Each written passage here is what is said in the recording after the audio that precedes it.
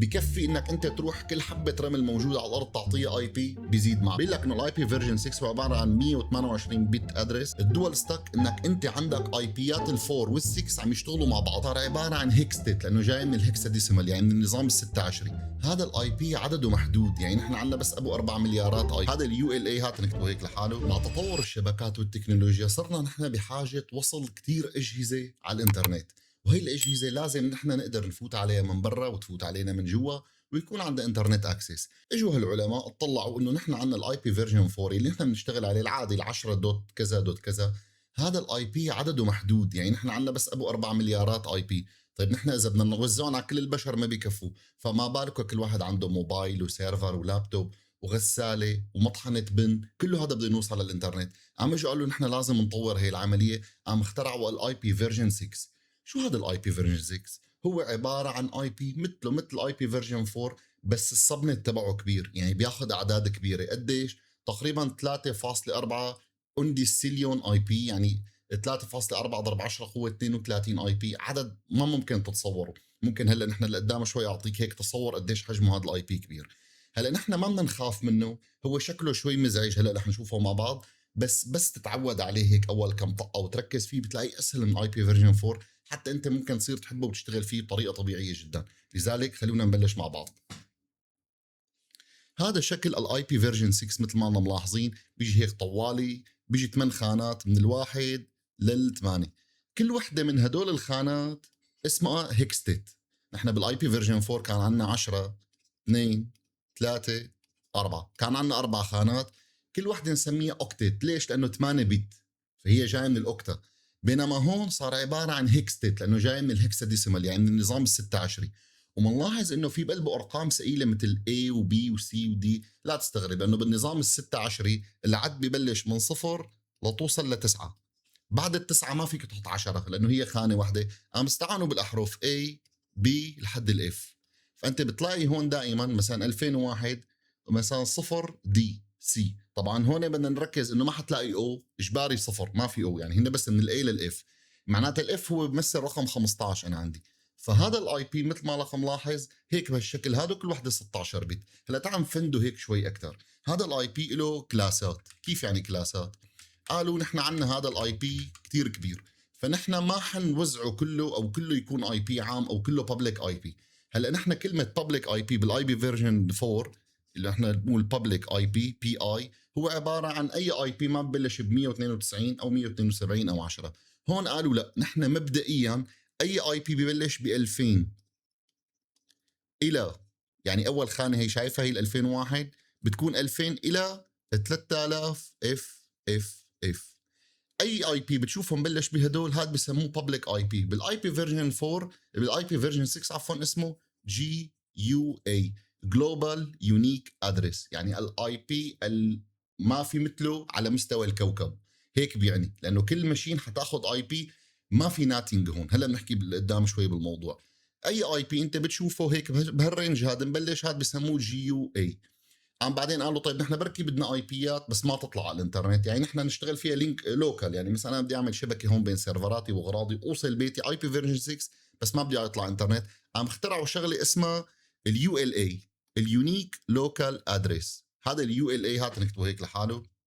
هو عباره عن اي بي مثله مثل هداك بس ببلش برينج ثاني، ببلش من الاف سي 00 الى الاف دي اف اف. اي اي بي بتشوفه مبلش بهذا الرينج شو بيكون؟ بيكون اسمه يو ال اي او ال يو اي حسب ما هن كيف بيسموه. يو ال اي يونيك لينك يونيك لوكال ادرس او لوكال يونيك ادرس. هذا الاي بي انت فيك تستعمله بدون ما يكون، يعني هذا ما بيطلع راوتينج على الانترنت. وكمان اخترعوا شغله اسمها اللينك لوكال بالاي بي فيرجن 6. ما بدهم هن، نحن عندنا مشكله بالاي بي فيرجن 4، الراوتر لازم يكون عنده اي بي والسيرفر عنده اي بي ليقدر يعمل راوتينج ويشتغل او اس بي اف او بي جي بي او يشتغل اي راوتينج بروتوكول. قام قالوا نحن رح نخترع صنف جديد اسمه اللينك لوكال، وهذا الادرس بيكون بشكل اوتوماتيكي. يعني انت اي انترفيس حتكون موجوده بالكوكب بدون دي اتش سي بي وبدون ستاتيك وبدون شيء بيكون عندها شيء اسمه ال ال او لينك لوكال ادرس، ببلش بالاف اي بيخلص بالاف اي بي اف. يمكن هلا بتاكد لك منه بالضبط نحن ماشيين بالفيديو.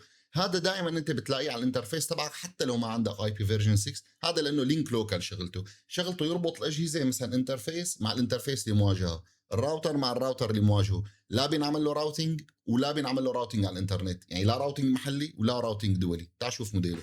وهذا اللينك لوكال كيف موديله؟ بتلاقي اف اي 80 الى اف اي بي اف. اي اي بي بتلاقي مبلش بهذا بيكون اسمه لينك لوكال، غير قادر يطلع على الانترنت. هلا هون اجينا نحن بعد ما تعرفنا على 3 انواع هدول، طبعا في رينج الصفر ورينج الأربعة ورينج السبعة ورينج الثمانية، وهدول الرينجات هدول لساتهم ريزيرفد، يعني غير مطروحين للاستخدام الدولي بعد، لانه رينج ال 2000 ل 3000 افات هذا مغطي الكوكب هلا كله حاليا. قديش هو كبير الاي بي فيرجن 6؟ بكفي انك انت تروح كل حبه رمل موجوده على الارض تعطيها اي بي، بيزيد معك، فيك تعطيها مدري كم مليون اي بي.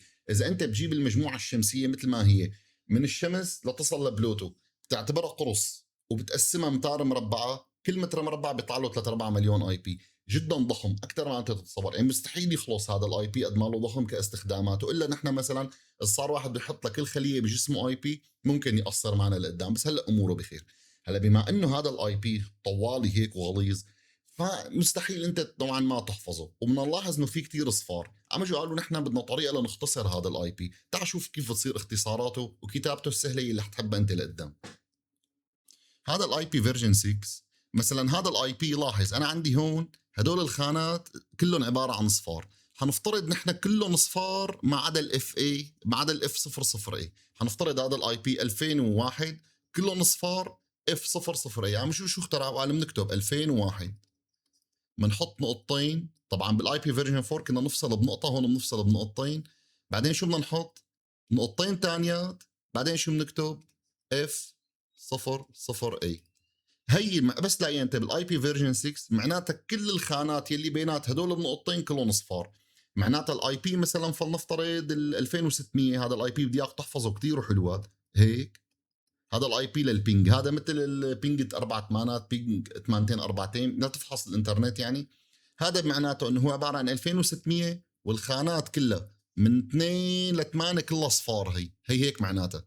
طيب هون بركي انا بدي بنق حالي، انا بتتذكروا ال 127 بالاي بي فيرجن 4.0.1. هذا بقى بالاي بي فيرجن 6 كيف بصير موديله؟ بصير اسمه نقطتين نقطتين واحد هيك. بس يعني نقطتين نقطتين واحد معناته انا الزلمه هذا انا مين، يعني بتعمل بينج انا. هلا اذا بفتح انا سي ام دي هون، هي سي ام دي وما بعمل بينج على انا، بتلاقي رد. هذا كانك انت عم تعمل بالضبط بينج لل 127.0.0.1 بالضبط، ما بيفرق عنه شيء نهائيا. فنحن لما نتعامل مع الاي بيات مثلا بدي اعمل انا بينج ل 2600، بعمل بينج 2600 بالشكل هذا. هلا انا ما عندي هون اي بي فيرجن 6، هات لنشغله سوا. انا عندي تنل طبعا، عامل في بي ان لاي الشغله. نعمل اوكي. هلا اذا عملنا بينج 2600 بنلاقي رد علينا. هذا الاي بي 2600 جدا مهم اذا انت بدك تحفظه. هلا الدي ان اسات بدنا نفهم نحن الاي بي فيرجن 6 الكونكشن ببلش من اوله لاخره اي بي فيرجن 6، ما بيقلب. يعني مو مثلا انت بتروح تحكي مع الدي ان اس اي بي فيرجن 4 بعدين برد عليك اي بي فيرجن 6 بعدين بتطلع لعند السيرفر اي بي فيرجن 6 ترجع اي بي، كله اي من اوله لاخره بيكون اي بي فيرجن 6 الكونكشن. معناتها نحن بحاجه لدي ان اسات تشتغل على مستوى الاي بي فيرجن 6. شو هن؟ تعال فرجيك اشهرهم. هلا انا بزماناتي حطيت لك على التليجرام فايل بتدور عليه بالشانل مثل هذا موديله. هذا الفايل انا حاطط فيه كل الشغلات اللي علاقه بالاي بي فيرجن 6، هات نطلع عليهم مع بعض. بيقول لك انه الاي بي فيرجن 6 هو عباره عن 128 بت ادرس، كل شقفه منه اسمها هيكستت. الشورت اند يعني مثلا نحن عندنا هذا الاي بي ببلش ليك كيف موديله اف سي 01، بتلاقي بصير هيك موديله الاختصار تبعه هاد، بصير هيك اختصار. وهذا نفسه انت فوت على الشانل تليجرام هلا تلاقي حاط لك نفسه الملف. الجلوبال يونيك ادرس او الببليك رينج هو 2000/3. طبعا نحن عندنا السبنت هو /28 باي بي فيرجن 6، والحسابات تبعه ثقيله فانت استعمل كالكوليتر اكيد، لا تعتمد على ذاكرتك. والاند يوزر ديفايس دائما بيكون /64، يعني اصغر انت ممكن اي بي تاخده. مثلا اذا اخذت انت يوما ما اي بي حقيقي 2018 فلنفترض للراوتر تبعك تلاقي /64. ليش؟ اصغر سبنت هن عندهم 64 بينعطى للاند يوزر. يعني انت الشبكه الداخليه تبعك /64، تعرف قديش؟ حسوب قديش؟ يعني نص الرقم تقريبا اللي حكينا عنه، ال 3.4 اونديسيليون هذا نصه. يعني انت فيك شو ما بدك، البرادي، خلايا البرادي تعطيهم اي بيات، فيك انت اولادك تخليهم يلعبوا بالاي بيات من كتره. فهذا الشيء بيساعد. هلا نحن لنكفي بهذا الملف، عندنا اول اي بي بالاي بي بابليك هو هاد، واخر اي بي هو هاد. هلا بنرجع عندنا اليونيك لوكال ادرس اللي حكينا عنه يلي هو الاف سي 0/7، ببلش من هذا الرقم بينتهي بهذا الرقم. طبعا اعذروني اذا خربطت فيهم، انا ما ضروري تحفظهم، بس انه من باب الاطلاع. اللينك لوكال هذا لما مثلا اذا بنروح نحن بنعمل اي بي كونفيج هيك بالشكل هذا، وين راحت الاي بي كونفيج تبعنا؟ اهو. طيب اي بي كونفيج، هلا اذا بتطلع انا على الاي بي كونفيج، مثلا انا عندي التنل يلي هلا فتحت فيها الانترنت، لاحظ هي اخذه بابليك اي بي اجباري ببلش من 2000 ل 3000، وفي عندنا شيء اسمه لينك لوكال اي بي فيرجن 6 اف اي 80. ولاحظ في هيك موديل ثقيل، هذا اوتو جنريتد فيكست ادرس، يعني دائما موجود بنفس الشكل بس لوكال. هذا شغلته يحكي بين الانترفيس عندي والانترفيس اللي بالتنل هلا بهذا المثال، بس بامثله ثانيه ممكن يكون بينك وبين الراوتر. وهذا الاي بي تبعي يلي انت شايفه هون. هلا اذا عملنا نحن اي بي كونفيج سلاش اول، هات لنشوف المصايب اللي حتطلع. وين انا عندي التنل ليك، هذا التنل بتلاحظ هي الاي بي تبعي وهي الترتيبات تبعه. وممكن انت تلاحظ على انترفيسات ثانيه كمان اخذ اف اي، مثلا انا عندي الفي ام نت ادابتر تبع في ام وير كمان ليك في عليه اف اي. هذا دائما حتى اذا بتنزل هلا مايكروتك بتلاقي اف اي بشكل اوتوماتيكي موجود عليه. هذا لينك لوكال دائما موجود. نجي نحن هلا عندنا السبيشال اي بيز يلي هن مخصصين لكثير، مخصصين لشغلات معينه. عفوا عندنا اللوب باك اي بي يلي هو ال 127، لكن حاط لك كل شيء بالمثال هون هو هذا. عندنا الكومن سب نتس اذا انت حابب تحفظهم والا ما لهم شغل، اذا بدك انت 256 اي بي بتعمل سلاش 120، وهدول موجودين. في عندنا تقريبا هلا شغله مميزه، في شيء اسمه الاي اس بي بريفكس، وفي شيء اسمه الكلاينت بريفكس. هلا بالاي بي فيرجن 4، اذا عاد نمحي هيك كل شيء، في شيء عندنا اسمه البريفكس والبريفكس لونج. الاي اس بي مثلا بيجوا بيعطوه 2113 فلنفترض هيك سلاش 48، هذا بيسموه البريفكس بول. بريفكس هيك يعني البادئه، بريفكس. هلا هو لما بده يوزع للزباين بقى ما بيوزع سلاش 48، بيوزع سلاش 64. هلا رح نشوفها بالدرس العملي تبع توزيع الاي بيات وتبع الاي اس بي فيرجن 6.